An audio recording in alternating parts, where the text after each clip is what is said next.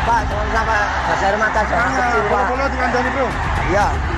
Iya, saya lihat. Iya, saya keluar. Tahu nanti kira Iya, iya, saya keluar. Iya, saya.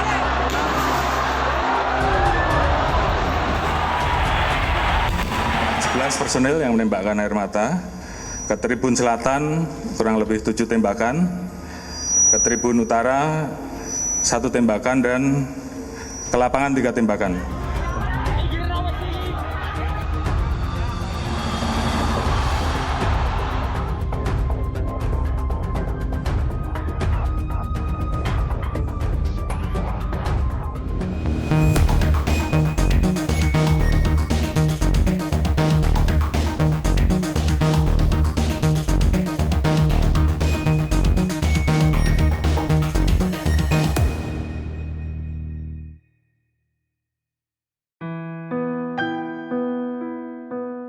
Tragedi Kanjuruhan menyisakan banyak kisah menyayat hati.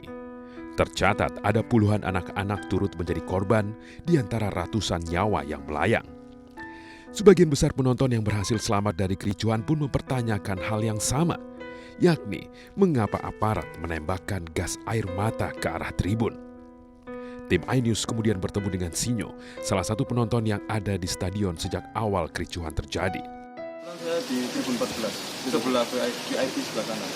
Sebelah VIP sebelah kanan. Iya. Pintu paling dekat satu di mana?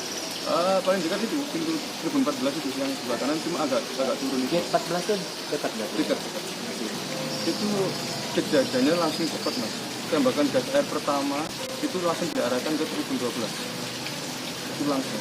Jadi setelah ada yang turun tanpa ada usaha? Tanpa ada apa-apa enggak ada.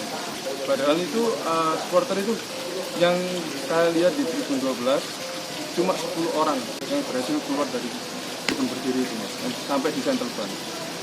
Tahu-tahu langsung ditembakin gas air mata itu 2-3 kali, yang 14 2 kali ditembak. Tribun 14 2 kali tembak? 2 kali ditembak. Pas di bawah saya.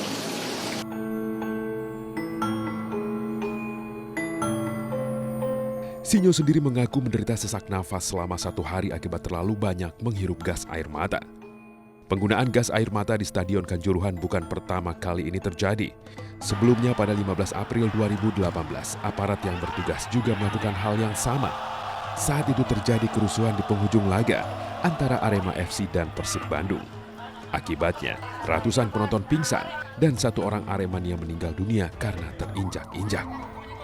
Sinyo juga menyaksikan langsung kericuhan di laga Arema FC melawan Persib itu. Namun menurut Sinyo, gas air mata yang ditembakkan pada tragedi 1 Oktober 2022 jauh lebih banyak. Mata pedih pasti sesek, Mas, ya. Cuma ini agak beda sama yang tahun 2018 yang kemarin. Beda ya? Kalau yang tahun 2018 kemarin itu yang waktu musuh Persib, itu gas air mata itu nggak sepanas ini, nggak seperti ini, dan kalau di pernapasan itu nggak semengganggu itu. Kalau yang sekarang tanggal 1 kemarin itu benar-benar apa, Mas, ya, beda sekali, Mas.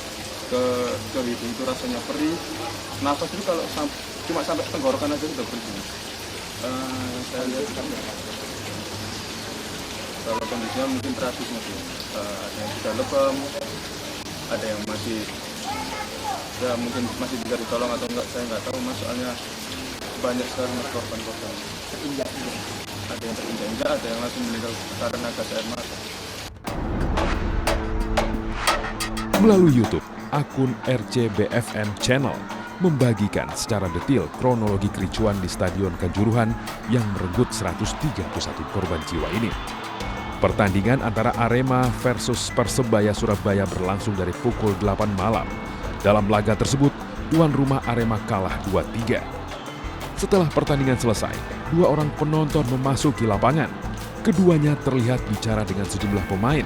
Dan sebelum kembali, mereka sempat memeluk kiper Arema FC, Adilson Maringga.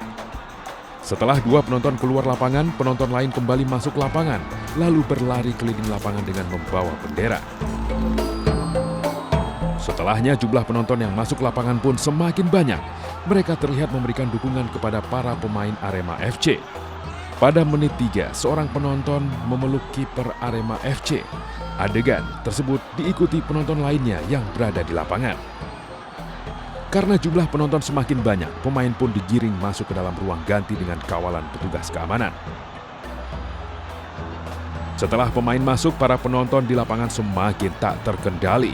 Bahkan kekisruhan sempat terjadi di depan area menuju ruang ganti pemain. Pada menit ke-425, penonton terlihat mulai kembali ke tribun, mengikuti arahan dari pihak keamanan. Keributan antara penonton dan petugas terjadi pada menit ke-6.20. Penonton yang telah menuju tribun kembali memasuki lapangan.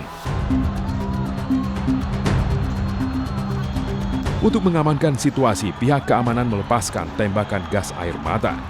Sejumlah penonton di Stadion Kanjuruhan panik. Kondisi semakin tidak terkendali. Petugas keamanan mengambil langkah represif agar penonton mundur.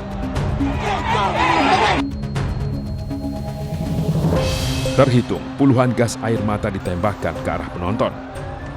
Ironinya, gas air mata juga ditembakkan ke arah penonton yang berada di tribun.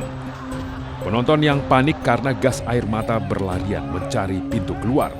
Tapi sayang, pintu keluar sudah penuh sesak karena semua ingin keluar dari stadion secara bersama-sama. Banyak penonton mengalami sesak napas karena gas air mata. Sedangkan sebagian lainnya terinjak-injak saat berusaha keluar dari stadion. Sementara kondisi di luar stadion sudah mencekam diiringi teriakan dan tangisan wanita. Banyak penonton yang lemas berkelimpangan dan berlumuran darah. Hingga saat ini publik masih dibingungkan dengan angka korban meninggal dunia dalam tragedi di Stadion Kanjuruhan usai pertandingan bergengsi Derby Jawa Timur yang dimenangkan oleh Persebaya Surabaya. Pasalnya, data jumlah pasti korban meninggal dunia masih berbeda-beda. Berdasarkan data Dinas Kesehatan Kabupaten Malang per 7 Oktober 2022, jumlah korban meninggal pada tragedi Kanjuruhan bertambah menjadi 131 jiwa. Dari 131 korban tersebut, sebanyak 90 diantaranya berjenis kelamin laki-laki dan 41 perempuan.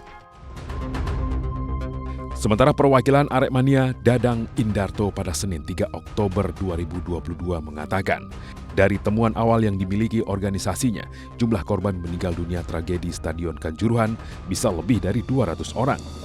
Ada banyak jenazah yang langsung dibawa pulang. Di Probolinggo ada 7, di Pasuruan ada 3, bisa lebih. Duka Indonesia menjadi duka dunia. Ribuan doa dan ucapan bela sungkawa disampaikan dari berbagai negara. Aksi solidaritas juga ditunjukkan oleh supporter klub sepak bola asal Jerman Bayern Munchen.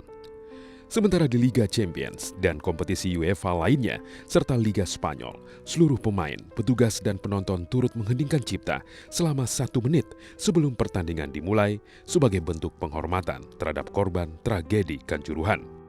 Lalu, bagaimana sebenarnya aturan dari FIFA terkait standar keamanan dan pengamanan saat pertandingan sepak bola?